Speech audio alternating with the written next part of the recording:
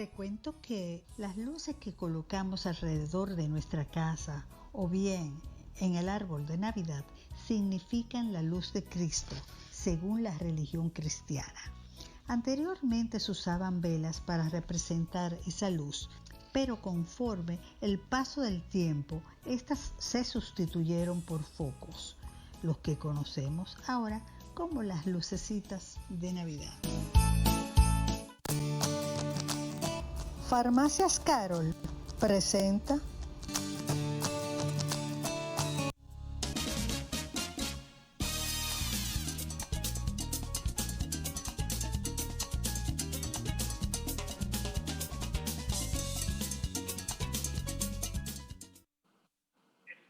Ya estamos de regreso, aquí estamos muy bien acompañados de alguien que queremos mucho, de hace mucho tiempo también, el doctor José Asiles Saiter. Él es cirujano general y hoy vamos a hablar de un tema muy interesante. Resulta y viene a ser el caso que la gente ya ha tomado como la última solución, algunos, porque hay otros que la ven como de primera, lo que es la cirugía bariátrica para poder bajar de peso cuando hay obesidad. Pero a veces se está haciendo de una forma que no es como debe ser. Hoy tenemos al doctor que nos va a hablar de este tema y nos va a aclarar muchas dudas al respecto. Bienvenido, qué bueno tenerle aquí en su programa, en su casa. Muchas gracias, Saskia. Buenas tardes. Para mí siempre es un placer atender a tu programa. Gracias, doctor. Cuando hablamos de la cirugía bariátrica, yo quisiera que nos hablara de qué es lo que, cómo es ese proceso y quiénes son los que se pueden hacer este procedimiento.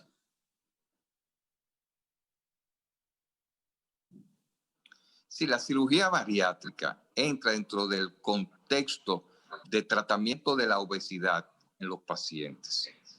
La obesidad, como bien sabes, es una enfermedad o un trastorno que tiene muchas causas, no es curable y, por tanto, no hay un tratamiento específico para ella. La cirugía bariátrica, que ya tiene muchos años, se inició durante el siglo XX y ya lo que conocemos como el gastric bypass comenzó a practicarse en los 70, pero es comenzando la década del 2000 cuando se comienzan los procedimientos con la laparoscopía y entonces se masifica la cirugía. Sin embargo, lo que hay que tener presente es lo siguiente: la cirugía no es curativa, la cirugía es parte de todo un tratamiento que debe ser complementado por otras disciplinas. Entonces, en primer lugar, ¿quiénes son los pacientes que califican para la cirugía? Los que califican son aquellos que tienen un sobrepeso. El sobrepeso se mide por lo que se llama el índice de masa corporal. Hoy en día es muy fácil calcular su índice de masa corporal. Eso se consigue, se entran a Google y aparecen muchos sitios con facilidad cómo calcularlo. Una persona promedio tiene un índice de masa corporal de un 18 a 25. Entonces, una persona comienza a tener un poquito de sobrepeso cuando está de 25 a 30. Ya comienza con una obesidad que se llama tipo 1 cuando tiene de 30 a 35. Tipo 2 es cuando tiene de 35 a 40 y tipo 3 es cuando ya es lo que se llama la mórbida. Entonces, lo primero que uno define a la hora de indicar una cirugía es si la persona tiene como requisito mínimo el tema del sobrepeso y dónde anda su índice de masa corporal. Y es lo siguiente: si la persona tiene un índice de masa corporal por encima de 40, ya es candidato a la cirugía. Eso viene siendo más de 100 libras, más de 125 libras del peso que debería tener. Si tiene un índice de masa corporal entre 35 a 40 más una enfermedad asociada a la obesidad como la hipertensión, la diabetes tipo 2, la osteoartritis, el reflujo, etcétera, entonces también es una razón para operarlo. Pero ahora apareció un grupo más pequeño que son aquellos diabéticos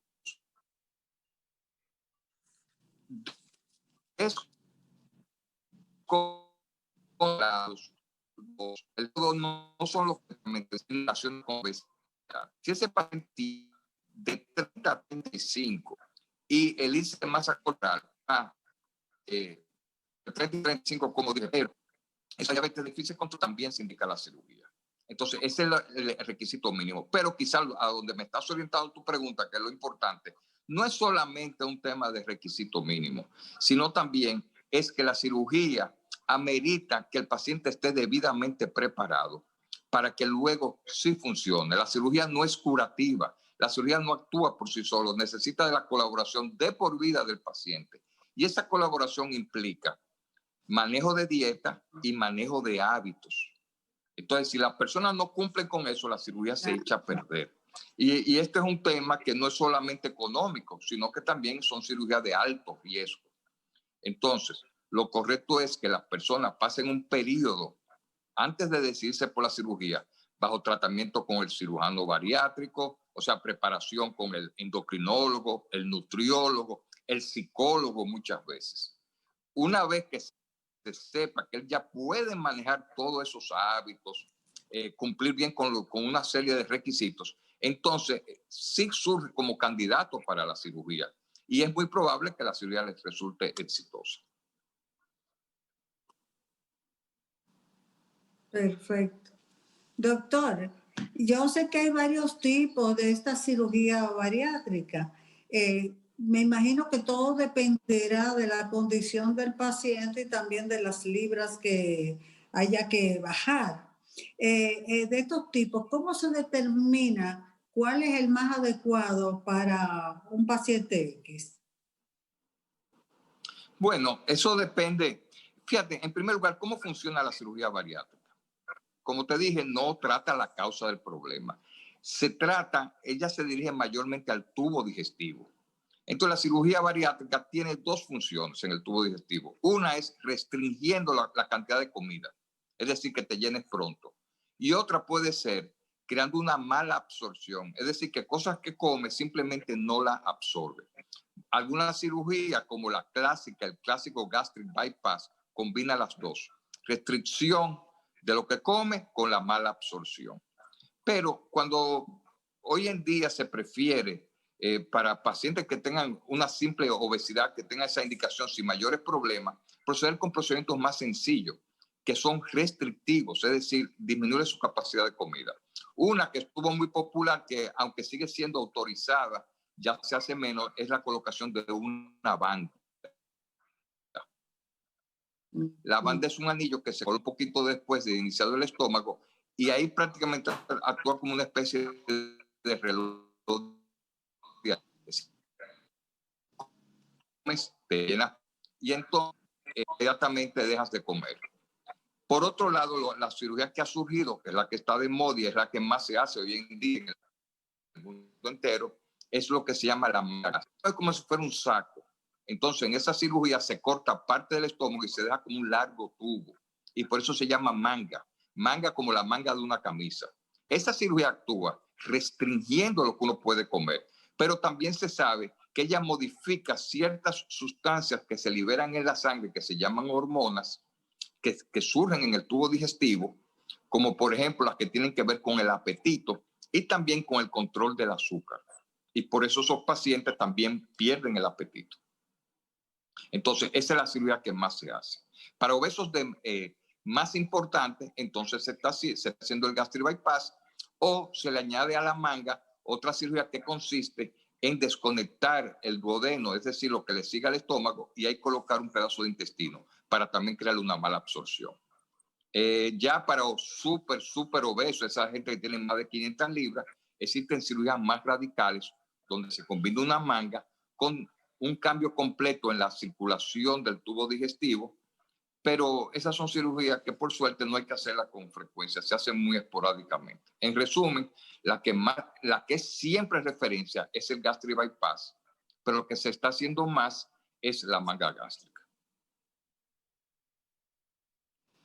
Yo imagino, doctor, que esa operación, esa cirugía, en pacientes súper obesas, debe de tener algún riesgo de mortalidad y debe ser muy delicado, porque por la cantidad de grasa que sí tiene el paciente, ¿cierto? Todas tienen riesgo y obviamente mientras más obesidad hay, se espera que el paciente pueda tener otro tipo de enfermedades, lo que se llaman comorbilidades. En medicina la palabra enfermedad se usa mórbido y co quiere decir que coexiste. Entonces, todas esas personas sí están a mayor riesgo y por tanto nos requieren mayor preparación. Además, hay que entender que cuando se habla de una operación que crea mala absorción, eso es como si fuera una llave abierta. Ahí se necesita que el paciente sí tenga mucha disciplina para reponer los nutrientes que se van perdiendo. Eso se reponen en base a un tipo de alimentación, suplementos vitamínicos por boca o inyecciones también. Es decir, que cualquiera de estas cirugías no es solamente ir a una sala de operaciones, sino hay que prepararse muy bien porque después hay que estar cooperando con ella, con la dieta y con el tipo de dieta y los suplementos necesarios.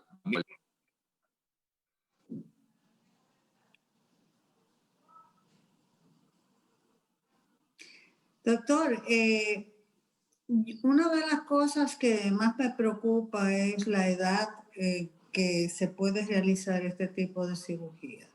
He escuchado a personas muy jóvenes, a jovencitos que quieren, no se dan la oportunidad de ponerse una dieta y quieren como resolver como que la cirugía bariátrica eso va a ser para toda la vida y ya. No teniendo en cuenta que si no hay un cuidado, un protocolo después de esa cirugía, yo tengo entendido que como el estómago es un músculo, pues puede volver a ensancharse. Claro. ¿Cuál es la edad realmente adecuada para hacer ese procedimiento?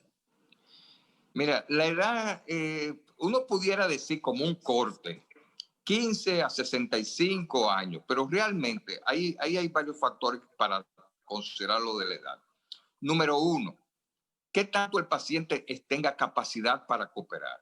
Y por el otro lado, ¿qué tan bien está su organismo? Por ejemplo, aunque uno dice que la cirugía se puede hacer en adolescentes, 15, 16, 17 años, es muy importante esa edad, que ese paciente se prepare muy bien y no hacer procedimientos muy agresivos, porque después quizás no se sepan manejar bien y le puede traer graves consecuencias. Entonces esos pacientes tienen que ser muy bien seleccionados.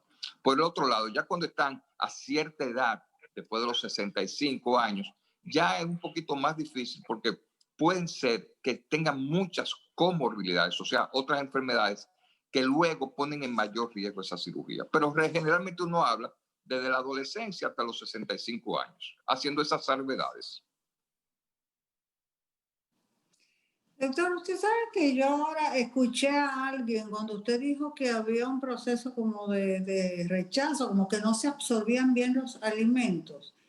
Alguien tiene un amigo, tiene un compadre, creo que se hizo una cirugía bariátrica y está rechazando el agua.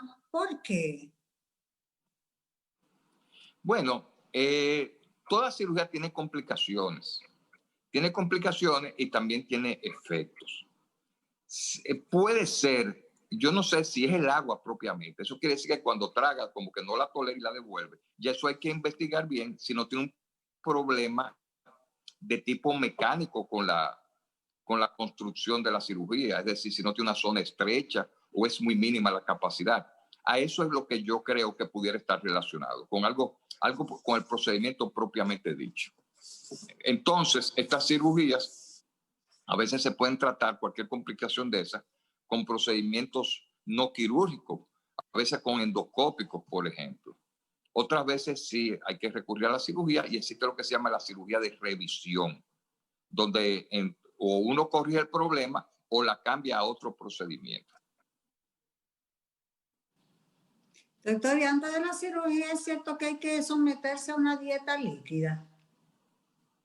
Bueno, lo que pasa es que eso se hace rutinariamente como con la idea de que el paciente, por dos razones, una que pierde un poquito más de peso. Mientras más peso pierde ante la cirugía, más se supone que mejora su riesgo quirúrgico. Y otra medida que se persigue es como ir preparando psicológicamente al paciente a cumplir con la dieta que viene después de la cirugía. Esas son las dos principales razones. ¿Y qué se puede hacer además de concientizar, como usted dijo ya? Se necesita un equipo multidisciplinario para tratar a una persona que se vaya a someter a una bariátrica, porque tiene que entender que si usted se va a someter y se va a un peligro, porque un peligro, una cirugía, usted no va a volver a tener los mismos hábitos alimenticios de antes, que hay cosas que usted quizás que la misma condición tenga que rechazarlo, como usted dijo. Cuéntenos de esta parte de la alimentación post cirugía y cuál es el, ¿cómo le digo? ¿Qué tiene que hacer ese paciente antes de someterse también y después de la alimentación post? Vamos a hablar de esto porque no es tan sencillo como yo me voy a operar mañana y ya. Eso es un proceso, entiendo yo. La palabra clave es multidisciplinario. Multidisciplinario en medicina se refiere a más de una especialidad, pero implica que haya comunicación entre los miembros de ese equipo de multidisciplinario. Es decir, si vamos a trabajar con un endocrinólogo, un nutriólogo, un psicólogo, un cardiólogo y el cirujano bariátrico, debe haber comunicación entre ellos. Eso es fundamental. Pero es una comunicación que se va a dar durante todo ese proceso. Entonces, ahí se va a saber bien cuáles son las condiciones del paciente, qué necesita el paciente corregir, cómo está respondiendo a las recomendaciones. Entonces, ya con todo eso, si se decide la cirugía, viene lo siguiente, pero es sencillamente una continuación de algo que comenzó antes. No debe de comenzar nada después de la cirugía. Es decir, cuando el paciente se opera, sí se le dan una serie de recomendaciones, se le da por ejemplo, un listado de dietas y suplementos que debe seguir día tras día. Pero eso no debe ser un descubrimiento en el momento que uno le va a dar de alta al paciente, sino que eso ya él debe de conocerlo desde antes de la cirugía. Pero no solamente conocerlo, sino por esa preparación previa. Él ya tiene que venir practicando esas recomendaciones. Entonces, esos postoperatorios, si se hacen así, luego de la cirugía, son bastante suaves y el paciente comienza a perder progresivamente peso. Fíjate, uno siempre se refiere a la pérdida de peso, pero no es el parámetro, es el parámetro más visible, la pérdida de peso, pero no es el más importante necesariamente. Tú tienes que perder peso y en la medida que vas perdiendo peso, vas ganando otras cosas, comienzan a mejorar las complicaciones, la parte psicológica mejora mucho, pero también en esas pérdidas tú tienes que ir corrigiendo cositas muy críticas, como por ejemplo calcio, vitamina B, o sea, una serie de vitamina B, hierro y otros minerales. Porque si alguno de ellos llega a perderse más de la cuenta, da lugar a una enfermedad por esa deficiencia, que entonces pasa a ser muy difícil de tratar. Y esas enfermedades a veces tienen incluso repercusiones neurológicas. El paciente comienza a comportarse de una manera distinta, le cambia el humor, etcétera, etcétera. Entonces, lo que te digo es lo fundamental es lo multidisciplinario ahí, y que el paciente ya como que vaya bien preparado antes de la cirugía. Lo demás sale solo. Doctor, entonces, ¿qué más o menos qué tiempo dura la cirugía y qué tiempo luego de la cirugía puede esa persona reintegrarse a su trabajo? Bueno, como la cirugía propiamente, es que depende. Eso de tiempo, la cirugía, por ejemplo, el gastric bypass, la manga gástrica, que es la que más se hace, es una cirugía corta, relativamente corta, 1 hora, como más o menos promedia 1 hora. Pero el paciente puede reintegrarse a su trabajo en pocos días, porque acuérdate que el tema es, en este caso, que se hace por laparoscopía. Son heridas muy pequeñas en el abdomen que dan menos dolor, dan menos complicaciones, el paciente se va más rápido del hospital y regresa más rápido a su trabajo. Es decir, que ese paciente, si realmente quiere volver a trabajar y todo sale bien, en 1 semana ya está reintegrado completamente a su vida normal. Pero a sabiendas de que tiene que modificar su alimentación. Eso de fritura y chicharrones y cosas como que no van con la bariátrica. Se nos fue el doctor, parece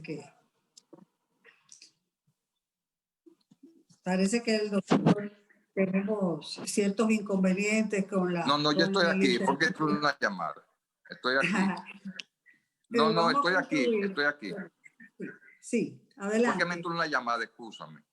Sí, sobre la alimentación y ya una conclusión para cerrar lo que es la entrevista de la alimentación que debe de variar, ser más sana, dejar las grasas, la fritura y ese tipo de cosas.